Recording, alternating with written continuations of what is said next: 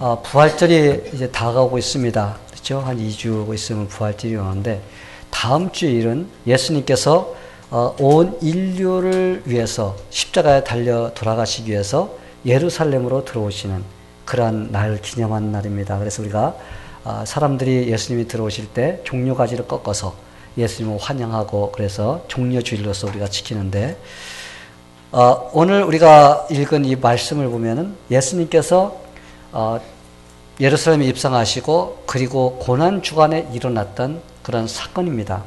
그래서 예수님께서 십자가에 달려 돌아가시기 전에 하셨던 그런 일들이기 때문에 상당히 중요해요. 물론 우리 성경 전체가 다 중요합니다. 근데 예수님께서 십자가에 달리시기 전 바로 무리들에게 그리고 우리에게 주셨던 그런 교훈인 만큼 상당히 중요하다는 것을 생각하면서 여러분들이 귀를 기울이게 되기를 바랍니다. 오늘 우리가 읽은 본문 말씀에는 주일날 예수님께서 만왕의 왕으로 많은 사람들의 환영을 받으면서 예루살렘으로 입성을 하셨습니다. 그리고 그날은 단지 예수님께서 성전 한번 싹 한번 돌아보시고, 그리고 예수님께서 베단이라는 곳에 가서 하룻밤을 주무셨어요. 그리고 그 다음 날 예수님께서 다시 예루살렘으로 들어가시는 그런 과정에서 일어난 사건이 오늘 우리가 읽은 사건입니다. 아마 예수님께서 아침을 안 드셨던 것 같습니다. 우리가 추측할 수 있는 것은 예수님께서 시장하셨다고 합니다. 그렇죠? 아침 일찍 일어나셔서 예루살렘으로 들어가시는데 배가 고프셨습니다. 그래서 보니까 저 멀리에 무화과 나무 하나가 있어요. 근데 잎이 상당히 무성합니다. 그래서 예수님께서는 그곳에 가서 열매를 기대하시고 가셨습니다. 그런데 거기에는 열매가 하나도 없는 거예요. 잎만 무성하지 열매가 하나도 없는 것입니다. 그래서 예수님께서는 그 무화과 나무를 저주하시고 그 무화과 나무는 어떻게 했다고 했어요? 아주 뿌리채 말라버렸다고 이렇게 성경은 기록하고 있습니다. 예수님께서 이제부터 영원토록 사람들이 내게서 열매를 따먹지 못하리라. 원래 길거리에 있는 무화과 나무는 이 나그네들을 위해서 이렇게 있었습니다. 그래서 나그네들이 지나가다 시장하면 따먹을 거, 그래서 좀 배를 채우고 이렇게 했는데, 이 무화과 나무에서 열매를 찾지 못했기 때문에 그 무화과 나무를 갖다가 예수님께 저주하자 그 다음날 제자들이 보고, 예수님, 무화과 나무가 뿌리채 말랐습니다. 이것을 발견했습니다. 그런데 우리가 읽은 이 본문을 보면은 참 많은 사람들이 시비를 걸 수 있는 그런 구절이 들어있습니다. 논란이 참 많은 그런 구절이에요. 왜냐하면 13절에 보면 가서 보신즉 잎사귀 외에 아무것도 없었더라. 그래서 거기서 끝났으면 아마 시비 걸 사람도 없고 그거 가지고 문제 삼을 사람이 하나도 없을 것입니다. 그런데 그 다음에 기록되어 있는 것이 조금 좀 사람들이 자꾸 그 시비를 거는 그런 구절입니다. 이는 무화과의 때가 아님이라. 그렇죠? 그래서 아직 열매를 맺지 않아야 될 때인데 예수님께서 가서 열매를 요구하셨기 때문에 열매를 주지 못한 거지, 왜 예수님께서 때가 안 됐는데 가서 열매를 요구했느냐 하면서, 그래서 예수님께서 그 무화과 나무를 저주한 거에 대해서 사람들이 자꾸 시비를 겁니다. 그런데 우리가 여기에서 왜 예수님이 무화과 나무를 저주하셨는지, 그리고 왜 이 사건을 성경에 기록하고 우리에게 계속적으로 이 말씀을 전해주신지에 대해서 우리가 한번 그 참뜻이 무엇인지를 깨닫고자 하는 그런 마음을 가져야만이 우리가 여기에서 예수님께서 주시고자 하는 교훈을 받을 수가 있습니다. 성도 여러분, 전능하신 예수님 하나님이십니다. 그렇죠? 하나님이신 예수님께서 무화과 처리에 아니기에 열매를 맺지 못한다는 것, 그걸 모르셨을까요? 예수님께서 아무것도 모르고 그냥 가가지고 열매가 맺히지 않으니까 괜히 홧김에 그 무화과를 저주하셨을까요? 여러분, 그렇진 않아요. 예수님께서 그 무화과 나무에 갔을 때는 그냥 우발적인 그걸로 간 것이 아니라 예수님께서 그에게 합당하게 열매를 요구할 수 있기 때문에 가신 겁니다. 그런데 그 열매를 맺지 않았기 때문에 예수님께서는 그를 저주한 것입니다. 그래서 그냥 홧김에 그렇게 한 것이 아니라 예수님께서 여기에서 무엇인가 의도가 있기 때문에, 우리에게 교훈하는 무엇이 있기 때문에 바로 이런 일을 행하셨다는 것을 우리가 알 수가 있습니다. 그렇기 때문에 이 사건을 통해서 예수님이 주시고자 하는 그 교훈, 그것이 무엇인지를 우리가 확실하게 붙잡고 깨닫게 되기를 바랍니다. 자, 그렇다면 예수님이 무화과나무를 저주하신 이유가 무엇일까요? 먼저 예수님은 믿는 자들에게 열매를 기대하신다는 것을 가르쳐 주시기 위해서 그러신 것입니다. 믿는 자들은 합당한 열매를 맺어야 된다는 것을 가르쳐 주시는 것입니다. 이스라엘 하면은 이스라엘 상징하는 나무가 한 두 가지가 있습니다. 그것이 무엇이냐면은 포도나무예요. 포도나무가 이스라엘을 상징하고 또 그 다음에 두 번째로 무화과 나무입니다. 근데 이 두 나무의 특징이 있어요. 특징이 무엇이냐면 그 나무들은 절대로 목재로 쓸 수 없는 나무라는 것입니다. 뭐 그걸 갖다 잘라가지고 농을 만든다든지 무슨 캐비넷을 만든다든지 무슨 밥상을 만든다든지 이렇게 할 수 있는 그런 제목이 아니에요. 포도나무 가지고 여러분 집에 무슨 대들보를 세웠다 소리 들어보셨어요? 여러분 포도나무나 무화과나무는 제목으로 쓸 수 있는 나무가 아닙니다. 단 한 가지 그 일밖에 할 수가 없어요. 그걸 하지 못하면 그 나무는 쓸모가 없습니다. 그것이 뭐예요? 열매를 맺어야 돼요. 열매를 맺지 못하면 그 나무들은 잘라갖고 버려가지고 불태우는 것밖에 할 일이 없습니다. 그렇다고 또 포도나무 떼봐야 여러분 포도나무 가지고 여러분 불 지펴 보셨습니까? 포도나무는 그 뭐 가지도 뭐지 삐딱삐딱하게 생긴 데다가 그냥 직접 갈라져 가지고 가늘어 가지고 불 쏘시게도 잘 안 됩니다. 쓸모가 없어요. 장작으로 쓸 수가 없는 나무예요. 그래서 오직 이 두 나무는 열매를 맺어야만이 쓸모가 있다는 것입니다. 그러기에 무화과 나무는 열매를 맺어야 됩니다. 그런데 예수님이 무화과 열매를 어디에 했는데 열매가 없었습니다. 그런데 문제는 무화과 때가 아니기 때문에 열매를 요구하셨는데 얻지를 못했다는 이런 성경 기질같이 느껴집니다. 그렇지만 예수님이 무화과 나무에게 가서 열매를 요구하셨던 충분한 이유가 있었다는 거예요. 그 이유가 있었어요. 왜 예수님께서 무화과 나무에 가서 열매를 기대하셨을까? 그것은 입이 무성했다는 것입니다. 무화과 나무에 입이 무성했어요. 파랗게 이파리들이 막 그냥 쫙쫙 발라진 이파리들이 나무를 갖다 완전히 이렇게 둘러싸고 있었던 것입니다.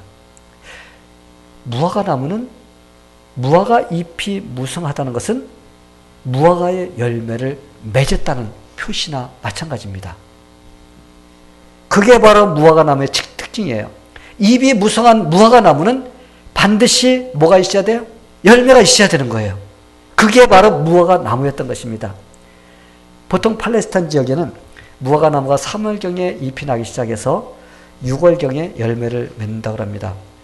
그리고 예수님께서 이 무화과 나무 앞에 가셨을 때는 6월절 무렵이니까 언제? 한 4월 중순경으로, 그 당시는 한 4월 중순경이었던 것 같아요.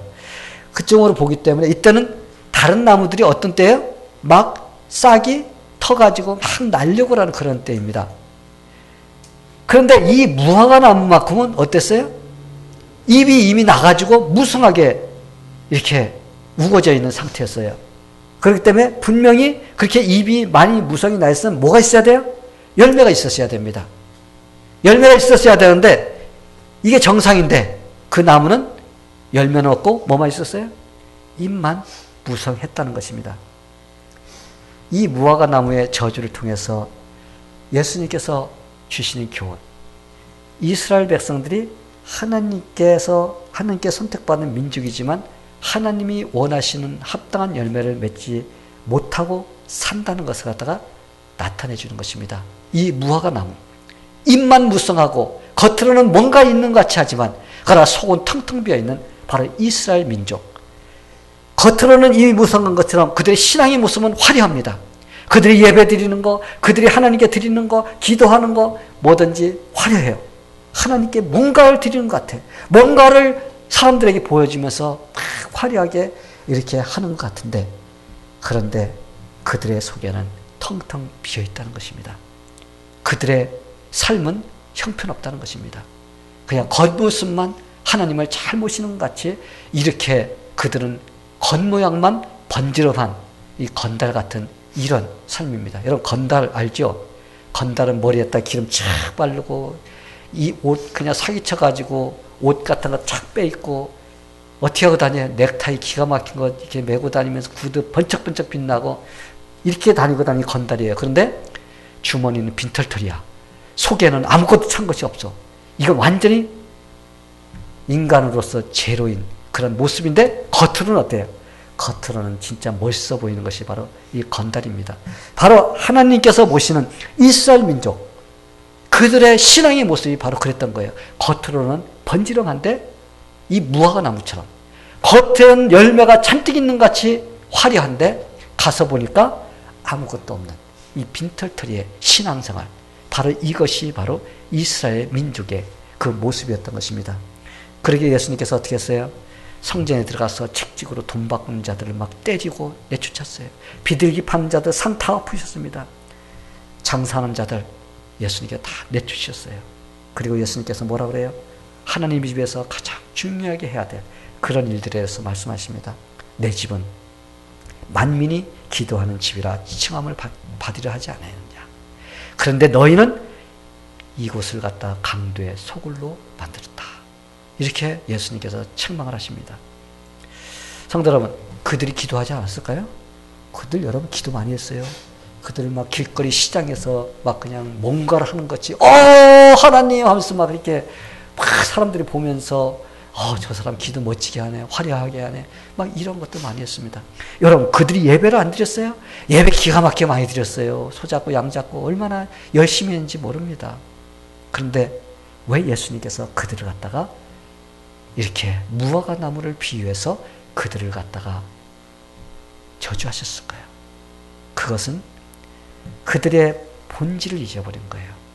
하나님께서 원하시는 그것이 무엇인가를 잊어버리고 그들은 어떻게 됐어요? 겉모습만 하나님을 섬기는 것 같이 그렇게 했던 것입니다. 그들이 왜 성전 안에서 돈 바꾸는 일을 했습니까? 그들 할 말이 있습니다. 멀리서 오는 사람들 그들에게 하나님을 예배할 수 있도록, 하나님께 드릴 수 있도록 자기들이 돈을 바꿔준다고 합니다. 그런데 진짜 그들을 위해서 그랬나요? 자기들이 중간에서 한 $10 바꿔주면 한 $4나 $4나 $5 정도는 자기들이 이익을 챙기고 $5밖에 안 주는, 그래서 자기들이 욕심을 채우기 위해서 그랬던 것입니다. 왜 비둘기 팔고 왜 소 팔고 그랬어요? 왜 그들이 그 안에서 장사를 했습니까? 말로는 먼 데서 가져올 수 없는 사람들을 위해서 하나님께 드리게끔 하기 위해서 그랬다고 그들이 말을 합니다. 그런데 진짜 그랬을까요? 자기들의 순이익 채우고 자기들이 욕심을 채우기 위해서 그들은 그렇게 했던 것입니다. 그래서 하나님께 예배 드린다고 하면서 다른 사람들을 도와준다고 하면서 하는 모든 것들이 다 뭐예요? 자기들의 욕심을 채우기 위해서 뭐든지 화려하게 겉으로 하나님을 잘 섬기는 것 같이 그들이 어떻게 했어요? 겉모습만 번지름하게 이렇게 했던 것입니다. 진짜는 자기들의 욕심을 채우기 위해서 그렇게 했던 거예요. 예수님은 그러한 그들의 마음을 다 아셨던 겁니다. 그래서 겉모습을 보기에는 어떻게 이 입만 무성한 무화과 나무 같이 그렇게 보이는 그들을 어떻게 했어요? 책찍을 만들어서 그들을 때려서 내쫓고 상을 엎고 그러면서 그들의 잘못을 지적한 것을 우리가 볼 수가 있습니다. 그래서 예수님은 열매가 없으면서 입만 무성한 겉으로 보기에 열매가 뭐가 있는 같이 보여졌던 그 나무를 저주하셨던 것입니다. 이게 바로 이스라엘 백성들이다. 그런데 우리는 이스라엘 백성만 그렇지 이렇게 생각하면 안 되는 거예요. 바로 오늘날 우리가 신앙생활하는 사람들이 만약에 그들과 같은 모습으로 신앙생활하면 예수님께서 똑같이 이 입만 무성한 그 무화과 나무를 저주한 것 같이 저주하신다는 것입니다. 하나님은 열매 없는 신앙생활을 싫어하시는 것 같아요. 그래서 우리에게 열매 있는 신앙생활을 하라고 우리에게 이렇게 귀한 교훈을 주시는 것입니다. 사랑하는 성도 여러분, 우리 믿는 자들도 정신 바짝 차려야 돼요. 하나님으로부터 선택받았던 이스라엘 백성들, 그들이 겉모습만 번지름하게 하나님을 섬길 때 어떻게 했어요? 그들은 화려한 형식주의 때문에 하나님께서 그들을 갖다가 물리치셨습니다. 버리셨습니다. 이제 하나님을 믿는 우리가 바로 하나님의 선택받은 자들입니다. 아멘? 여러분 믿으세요? 예. 예수 그리스도를 통해서 구원받은 우리가 바로 하나님의 선택받은 자들인 것입니다. 그래서 구원받은 자들은 어떻게 하고 살아야 돼요? 우리가 열매를 맺어야 돼요. 열매를 맺으면서 살기를 하나님께서 원하십니다. 입만 무성한 신앙생활의 모습이 어떤 모습일까? 여러분 어떤 모습일 것 같아요? 입만 무성해가지고 우리가 신앙생활 나 잘해 그렇게 하는 사람들, 그런 사람들은 마음은 떠나 있어 하나님께. 그냥 입술로만 하나님을 섬기는 바로 이것이 입만 무성한 무화과 나무 같은 그런 모습인 것입니다. 입술로는 참 잘 믿는 것 같아요. 겉모습에는 하나님을 잘 믿는 사람같이 보입니다. 그런데 사실은 그 삶에서 신앙인답게 살지 못하고 마음속으로 신앙인답게 마음가짐 하지 못하고 행동으로 그렇게 살지 못하는 바로 이것이 뭐예요? 화려한 입만 무성한 무화과 나무의 신앙생활인 것입니다. 이 사람들이 말만 들으면 어때요? 와, 저 사람 신앙 좋으네. 감탄이 나올 수 있는 그런 사람들이 얼마나 많은지 몰라요. 그런데 그 사람의 삶으로 돌아가서 보면 그 사람의 삶은 형편없는 그런 모습이라는 것입니다. 성도 여러분, 입만 무성한 신앙생활의 모습이라는 겉모습은 잘 믿는 것 같이 보이는데 실제는 그렇지 않은 걸 갖다가 이렇게 표현을 하는 것입니다. 예수님은 그러한 모습을 싫어하십니다. 참 싫어하세요. 예수님은 믿는 자들의 삶에서 예수님의 이름이 높여지는 그런 열매를 맺기를 원하시는 것입니다. 그래서 말과 행동이 어떻게 하기를 원해요? 일치되기를 원하세요. 내가 말을 하면 내가 실천하고 바로 이것이 하나님께서 원하시는 모습이에요. 이 교회에서도 멋지게 보이고 밖에서도 멋지게 보이는, 교회에서도 믿음이 있어. 바깥에 나가서 믿음이 있어야 되는데 대부분이 이 교회 건물 안에만 들어오면은 믿음이 있어야 돼. 그래서 믿음 있는 척합니다. 그런데 건물 밖에만 나가면은 나는 믿음 있는 사람이 아니라 세상 사람과 똑같이 이렇게 변해버리는 그것을 예수님께서는 뭐만? 입만 무성한 신앙의 모습이라고 이렇게 말씀하시는 겁니다. 그래서 우리는 안에서도 하나님을 잘 섬긴 자, 밖에 나가서도 하나님께 영광을 돌리시는 이러한 신앙의 열매를 맺을 수 있는 바로 그런 모습으로 살기를 우리 예수님께서 원하십니다. 이 시골에서 농사 짓는 사람들은 뭐가 제일 중요할까요? 물이죠, 물. 물이 없으면 농사를 짓지 못합니다. 어느 시골에서 가뭄이 들어서 막 서로 물싸움이 벌어지는 그런 때가 있었어요. 그런데 한 성도가 밤새도록 가서 물꼬를 터가지고 자기 논에다 물을 갖다 잔뜩 대놨습니다. 그리고 밤늦게 이제 들어가서 잠을 잤습니다. 아침에 일어나서 논에 나가 보니까 이웃집에 있는 사람이 논에 물꼬를 터갖고 자기 논으로 물을 다 빼가 버린 거예요. 그러니까 어땠을 것 같아요? 화가 나가지고 당장 달려가서 그 사람 멱살을 잡고 한판 뜰까? 막 이런 생각이 들었는데, 내가 예수 믿는 사람이니까 참아야지. 그리고 꼭 참고서는 그 다음날도 어떻게 했어요? 늦게까지 물을 갖다 다 대고 또 밤늦게 들어가서 잤습니다. 아침에 나가보니까 또 물꼬를 터가지고 이 물을 다 훔쳐가 버린 거예요.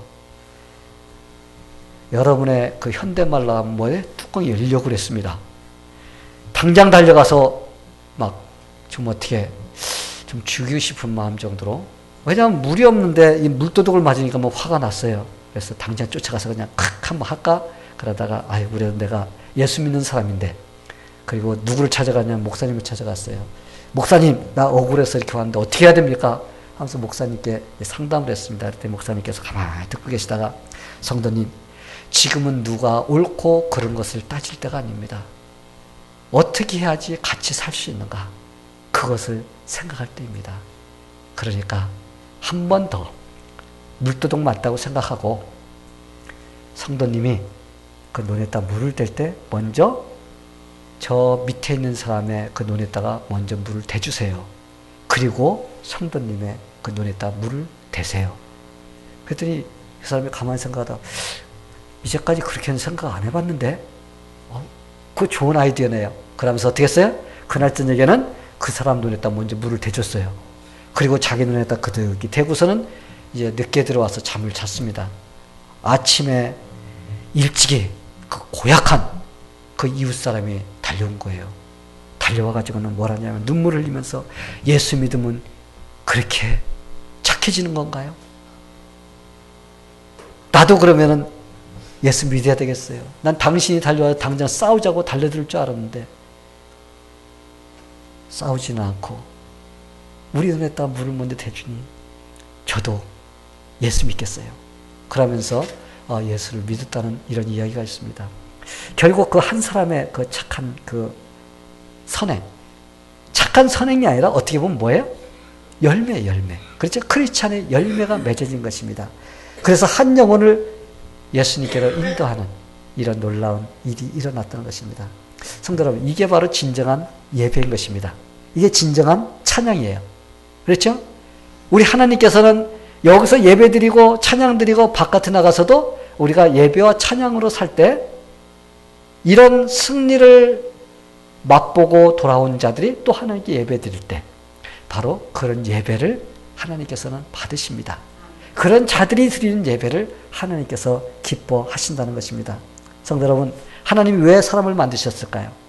하나님의 영광의 도구가 되기를 원하셔서 사람을 창조하셨습니다. 왜 하나님이 저와 여러분을 선택하셨을까요?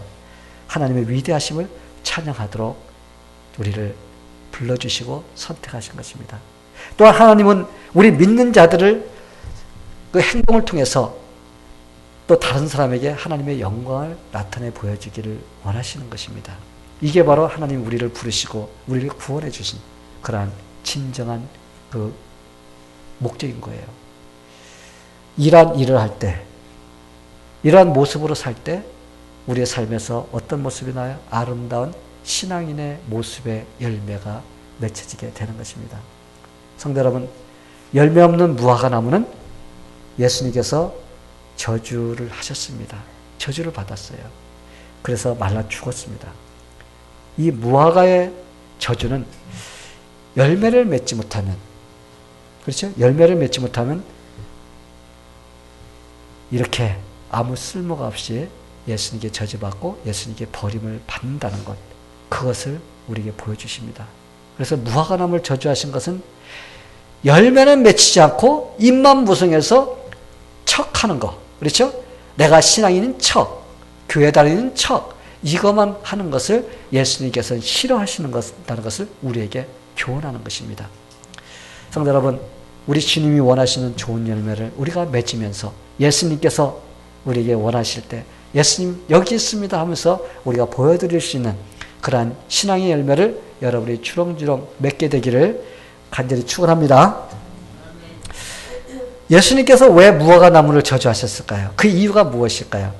그것은 예수님이 만물을 창조하신 창조주이심을 우리에게 믿도록 하기 위해서 그렇게 하신 것입니다. 제가 렉싱턴에 살 때, 이쪽으로 이사 온 지가 거의 이제 3년이 다 돼가네요. 한 2년 반 됐는데, 렉싱턴에 살 때 그 집이 좀 오래됐어요. 한 30 몇 년 된 집이었는데, 어느 날 갑자기 이 화장실이 물이 안 내려갑니다. 막 그 백업 하는 거예요. 그래서 막 한여름에 8월 달에 여러분 생각해 보세요. 물이 막 넘쳐서 화장실 넘친다고 생각해 보세요. 냄새도 고약하고, 화장실 사용 못하니까 참 힘들더라고요. 왜 그런지 몰라서 하수구에다가 그냥 뭐 그 케미컬 갖다 막 들여붓고, 막 펌프질도 해보고, 별짓을 다 했는데, 이건 뭐 물이 안 내려갑니다. 막 그 빨래를 돌리면 막 물이 막 올라오고, 그래서 안 돼가지고는 이제 그 시리에 하수구 담당자에 전화를 걸었어요. 그래서 나오더니, 뭐 그 사람들 하는 기계가 있더라고요. 뭐 파이프를 집어넣고 뭐 하더니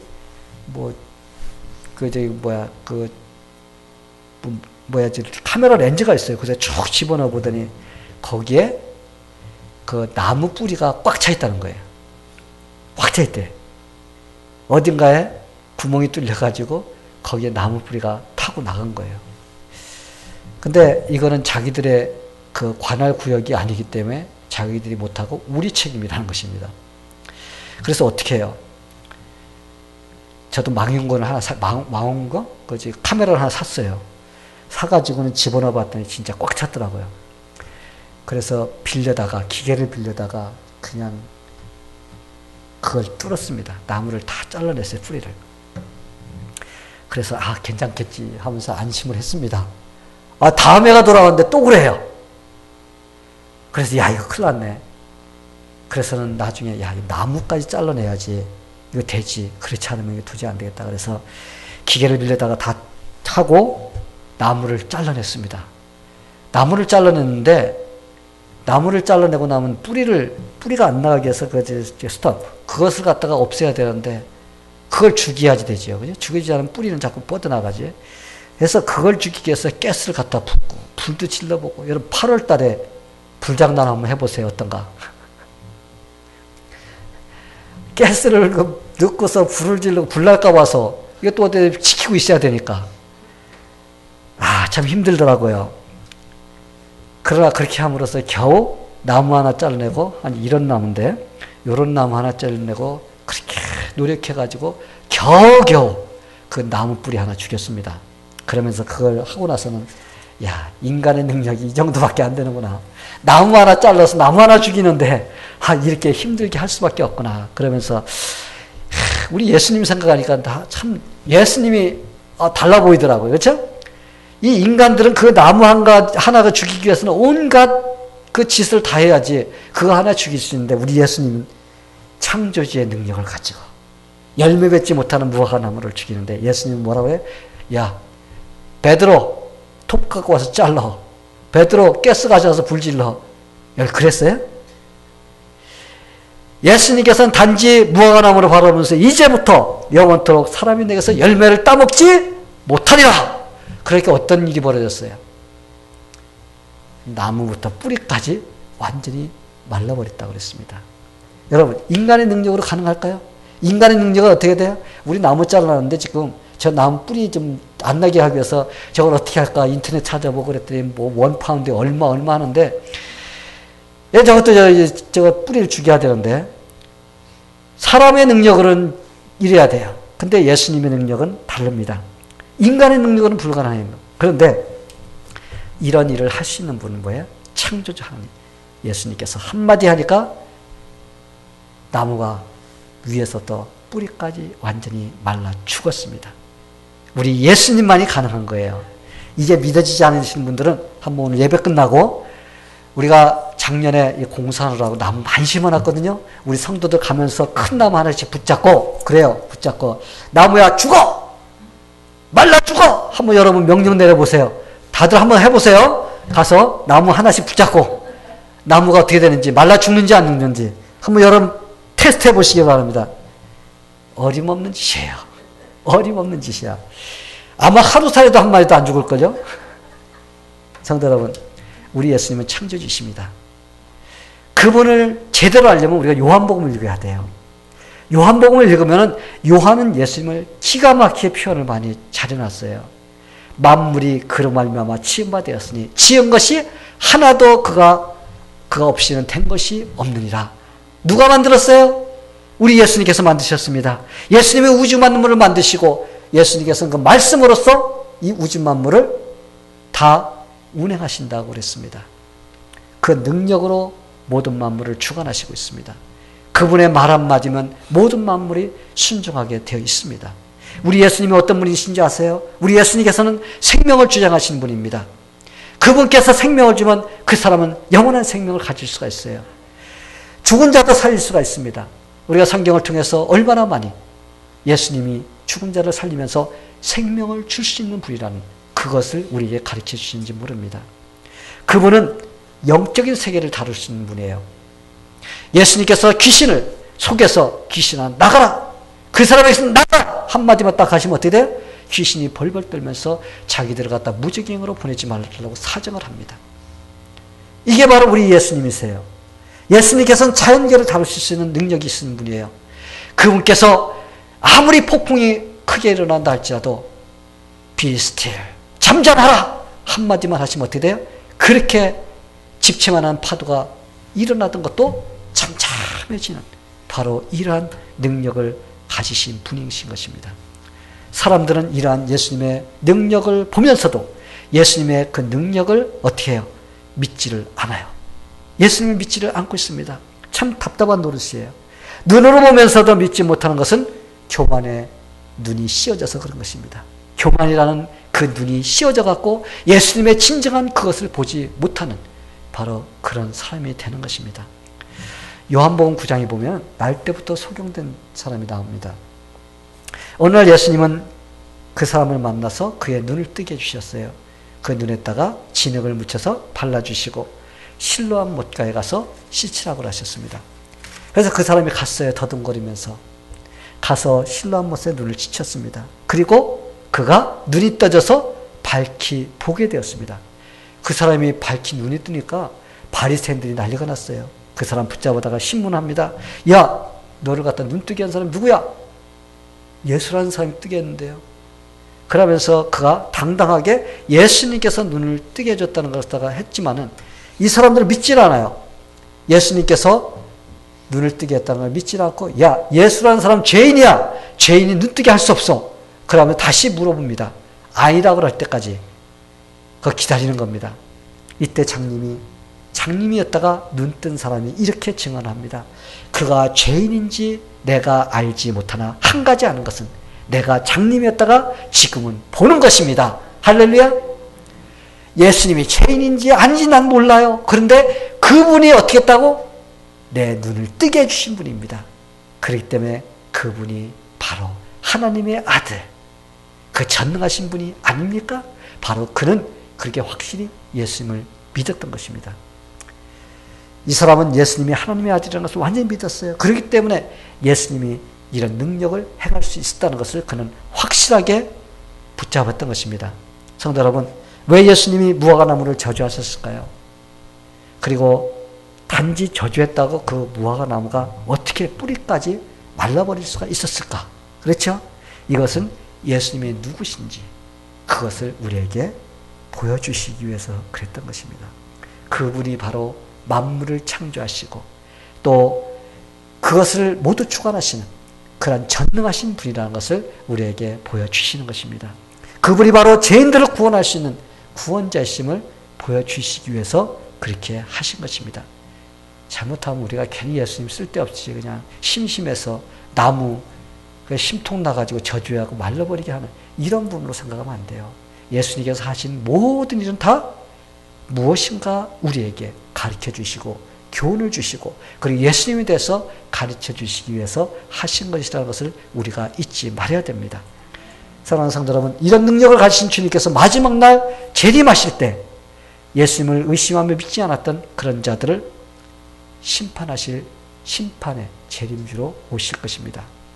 그리고 영원한 지옥으로 그들을 보내실 것입니다. 하나님 아버지는 십자가의 죽음을 이기시고 부활하신 예수 그리스도, 하늘과 땅의 모든 권세를 그에게 위임했다고 그랬어요. 그래서 예수님께서 이제 지금은 은혜 시대지만 우리가 믿고 싶으면 믿고 믿기 싫으면 안 믿어도 되지만 그러나 예수님께서 오실 때는 믿지 않는 자들에게 은혜의 주님이 아니십니다. 그때는 심판의 주님. 그렇기 때문에 그때는 굉장히 무서운 분이에요. 여러분 재판장 무섭지요? 재판장 앞에 가면 떨려요. 왜냐하면 죄를 안 져도 재판장 앞에만 떨게 되어 있습니다. 그런데 이제까지는 하나님 내 마음대로 살 수 있지 뭐 그러면서 큰소리 치며 살던 사람들 예수님이 재림하실 때 두렵고 떨려서 그들은 바위 밑에서 바위야 내 위에 떨어져라 이렇게 한다고 요한계시록에서 기록하고 있습니다. 예수님이 어떤 분이신지 성경을 통해서 보여주시고 있습니다. 우리에게 선포해주고 있어요. 그런데 우리가 바리새인들 같이 그 모습까지 끝까지 우리가 제대로 믿지 못하고 거부하는, 그래서 예수님의 그 능력을 믿지 못하고 예수님을 믿지 못하고 예수님이 말씀하신 대로 살지 않고 내 마음대로 사는 그런 사람들이 되어서는 안 될 것입니다. 그런 모습으로 살다 보면 우리는 예수님께 나중에 책망 듣고 우리 심판받게 되는 것입니다. 예수님은 우리의 구원자이세요. 우리를 영원한 나라로 데리고 갈 수 있는 그런 능력자이십니다. 그렇기 때문에 우리는 그분을 믿고 의지하면서 내가 믿고 의지하며 산다는 것이 뭐예요? 우리 삶에서 열매를 맺는 것입니다. 여러분 어떻게 보여줄 거예요? 나 예수 잘 믿는다는 거? 내가 삶 속에서 내가 신앙의 열매를 잘 맺힐 때 그게 바로 내가 그만큼 하나님을 믿고 의지하고 산다는 그런 모습입니다. 무화과나무 잎이 열매는 맺지 않고 잎만 무성하고 나 여기 뭐가 많습니다 하고 그냥 괜히 가짜로서 잘난 척하는 거, 이런 모습으로 살아서는 안 된다는 것입니다. 우리는 어떻게 해야 돼요? 우리가 무화과의 그 저주 사건을 통해서 예수님께서는 우리에게 신앙의 모습이 진짜 알차게 내 안에서도 믿음이 있고 바깥에서도 믿음의 열매를 맺으며 살기를 원하신다는 것. 그래서 입만 무성한 신앙인의 모습이 아니라 진짜 내가 살면서 하나님께서 잘했다, 네가 작은 일에 충성했구나 하면서 우리에게 칭찬해 줄 수 있는, 칭찬을 들을 수 있는 그러한 신앙인의 모습으로 살기를 원하십니다. 성도 여러분, 우리 모두가 그렇게 삶으로써 주님이 오실 때 우리가 주님 내가 이렇게 살았습니다 하고서 주님께 내어놓을 수 있는 그런 열매를 많이 거두게 되기를 예수님의 이름으로 간절히 축원합니다. 다 같이 기도하겠습니다. 하나님 아버지, 이 시간에 감사드립니다. 우리를 구원해 주시고 우리가 이 세상 살면서 하나님께서 기뻐하시는 그러한 신앙의 열매를 맺히며 살기를 원하시는 그러한 그 말씀을 주셨사오니 이제까지는 그런 마음을 가지고 살지 않았다 할지라도 지금부터 그렇게 살 수 있는 그런 믿음의 결단이 있게 하여 주시옵소서. 그래서 그냥 겉모습만 번지르면서 다른 사람이 보면 그저 신앙이 있는 척 이렇게 다니던, 그래서 예수님께 저주받는 그런 인생이 되지 않게 되기를 기도합니다. 하나님, 진짜 내 마음속에 주님을 믿고 또 믿는 만큼 내 신앙의 모습 속에서도 그렇게 나타날 수 있도록, 그래서 예수님께서 기뻐하시는 그런 우리의 신앙생활이 되게 하여 주시옵소서. 예수님의 이름으로 기도하옵나이다. 아멘.